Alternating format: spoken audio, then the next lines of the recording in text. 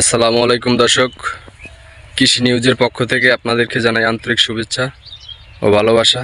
আমি আছি এখন একটা শসা বাগানে। এক ভাতিজা চাষ করতেছে প্রায় 2 একর জমিতে। তার কাছে জিজ্ঞেস যে এই যে শসা চাষ করতেছো, কীরকম কি লাভের আশা করতে পারতেছো, এইসব বিষয় নিয়ে একটু আলোচনা করব। দেখি ভাতিজার কাছে যাই। ভাতিজা, কি খবর? তুমি কেমন আছো? আলহামদুলিল্লাহ ভালো। তাই তোমার কাছে কি তো দেখতে পাচ্ছি যে অনেক ফুল, অনেক করা, কিরকম কি তুমি আছো? আছি আলহামদুলিল্লাহ, ভালোই আছি। ভালো আছো? হ্যাঁ। এই বেশটা আসো তুমি একটু। দেখতে পাচ্ছি যে অনেক। হ্যাঁ তাই কিরকম কি তোমার এখান থেকে কি তুমি বিক্রি বাড়া করছো? হ্যাঁ করছি। কিরকম কি বিক্রি করলা? এই এখান দিয়ে 15-16 মান অলরেডি বেচা হয়ে গেছে। 15-16 মন বেচছো তুমি, বিক্রি করছো? হ্যাঁ। ভালো, মাশাল্লাহ। তাহলে আহ, এখানে তোমার 2 একর জমিতে কিরকম কি খরচ হয়েছে? খরচা বেশি তেমন একটা না, ওই আটি কিনে লাগাইছি। এতে তো মানে জাহা মাহা দেওয়া লাগে না, এদিকে যাহাটা দাও না। না অত খরচা নেই।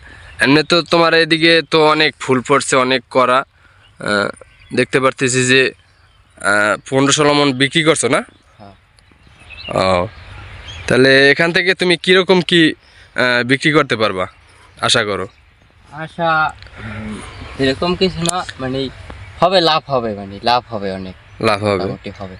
কেউ যদি নতুন যারা কৃষি সেক্টরে আসতে চায় তাদেরকে তুমি কি বলবা?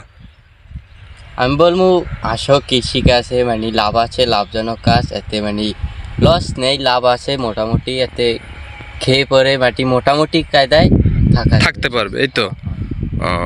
যাক, ভালো। ভালো লাগলো তোমার এই কৃষি সেক্টরে আসে। তোমার এই কৃষি বাগানটা দেখলাম যে অনেক সুন্দর হয়েছে। তোমার এই জায়গায় তুমি তো অনেক বিক্রি করছো, প্রায় 15 মণ বিক্রি করছো 2 বিঘা জমি থেকে। ভালোই তার কি তোমার মোটামুটি পোষাইলো নাকি? হ্যাঁ। খরচা টরচা বাদ দিয়ে তোমার লাভ থাকবে নাকি? হ্যাঁ। যাক, থাকলেই হলো।